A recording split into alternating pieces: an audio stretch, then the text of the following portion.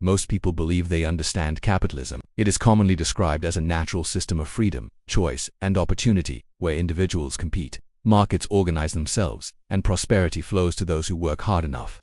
This story has been repeated so consistently that it feels like an unchangeable law of nature rather than a man-made system. People are taught that capitalism is a neutral machine that automatically rewards effort, punishes laziness, and corrects itself whenever something goes wrong. He is presented as the father of economics, the discoverer of the invisible hand, and the philosopher who supposedly proved that selfish behavior naturally organizes society into harmony. This belief has been repeated so many times that it feels inevitable. But the uncomfortable truth is that the modern global economic system would have deeply disturbed Smith himself. The version of capitalism that dominates the world today is built on a story that Smith never wrote, and the people who benefit most from this system often rely on his name while ignoring the warnings he actually gave. Welcome to Cash Repux, where money, power, and history collide, and where the stories people are told rarely match the systems they actually live under.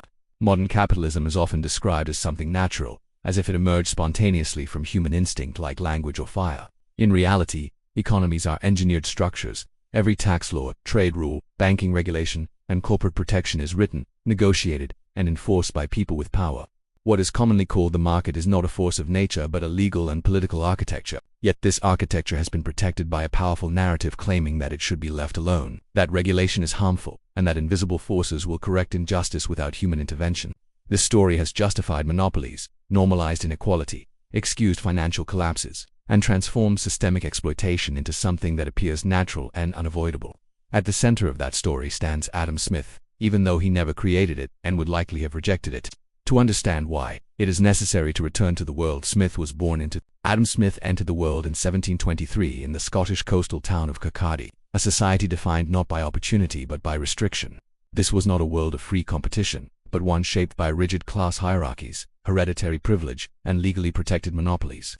A person's profession, status, and prospects were largely determined by birth and family connections rather than ability. Britain itself was not a free market nation, but a mercantilist empire.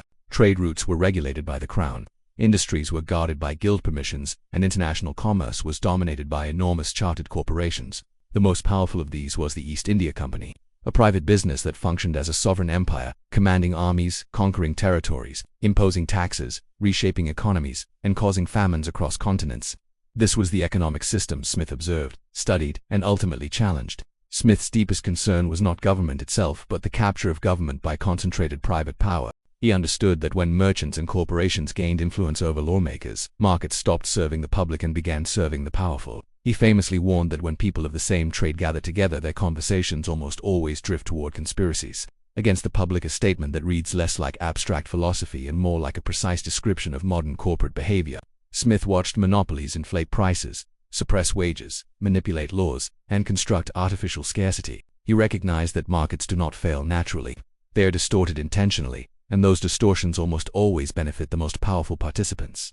One of the most misunderstood facts about Adam Smith is that he did not consider himself an economist. He was first and foremost a moral philosopher. His earlier work, The Theory of Moral Sentiments, explored empathy, guilt, conscience, fairness, restraint, and social responsibility.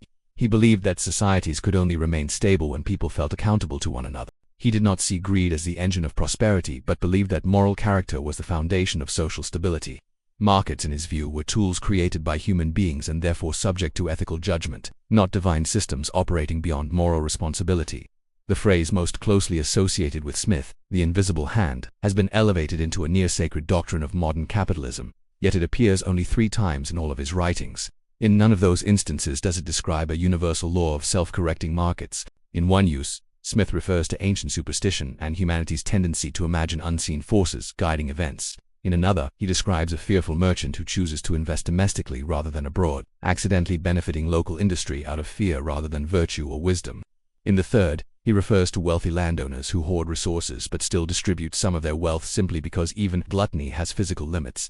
These examples show that Smith viewed the invisible hand as an occasional accident, not as a governing principle of economic life. As massive industrial empires rose in the 19th century, Smith's ideas were gradually stripped of their nuance. Railroad magnates, steel monopolists, oil barons, and financial dynasties needed philosophical legitimacy for their growing dominance. They took Smith's name and erased his warnings, leaving behind a simplified slogan that framed markets as naturally good, regulation as harmful, and inequality as destiny. During the Cold War, this sanitized version of Smith became a symbolic weapon. presenting capitalism as morally superior and self-correcting while portraying oversight and restraint as unnecessary. The complexity of his philosophy disappeared, and only the slogan remained.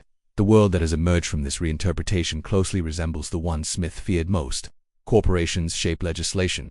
Financial institutions exert enormous influence over governments. Monopolies dominate industries, and public resources are routinely used to rescue private enterprises deemed too powerful to fail. These are not free markets but managed systems designed by those with the greatest leverage.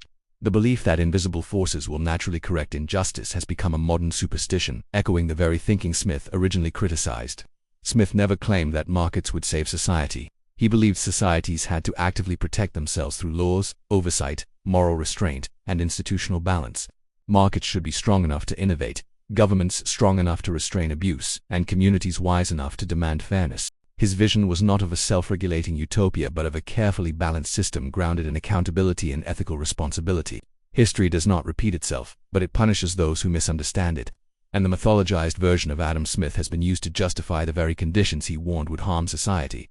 We were never meant to worship an invisible hand. We were meant to build visible systems of responsibility. And this is where the story finally comes full circle. For more than 2 centuries, the world has been taught to trust an invisible force rather than visible responsibility, to believe that markets will heal what power breaks, and to accept inequality as destiny instead of design. But Adam Smith never asked humanity to surrender its moral judgment to economic machinery. He warned that when wealth concentrates, when corporations grow beyond restraint, and when private interests begin to write public rules, the system stops serving society and begins consuming it. The crises, collapses, and inequalities that define the modern era are not failures of capitalism by accident. They are the outcomes of a version of capitalism that abandoned the very safeguards Smith considered essential. The uncomfortable truth is that there is no invisible hand waiting to save us.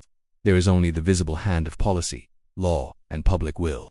There is only the choice between systems that protect the many and systems that empower the few. Markets do not correct injustice on their own, and power does not regulate itself. If society wants fairness, stability, and genuine opportunity, it must build them deliberately, with rules that restrain abuse, institutions that defend the vulnerable, and a public that refuses to mistake superstition for economics. Adam Smith did not promise salvation through markets. He demanded responsibility through reason. He did not offer a miracle. He offered a warning. And that warning still echoes through every financial collapse, every corporate scandal, and every widening gap between wealth and survival. History is not cruel, it is precise. It punishes misunderstanding and rewards clarity. The question is no longer what Adam Smith believed. The question is whether we are finally willing to listen. If this changed how you see the world, then you already understand why Cash Repux exists: to challenge comfortable myths, to expose hidden structures of power, and to remind us that the future is not shaped by invisible forces, but by visible choices we make together.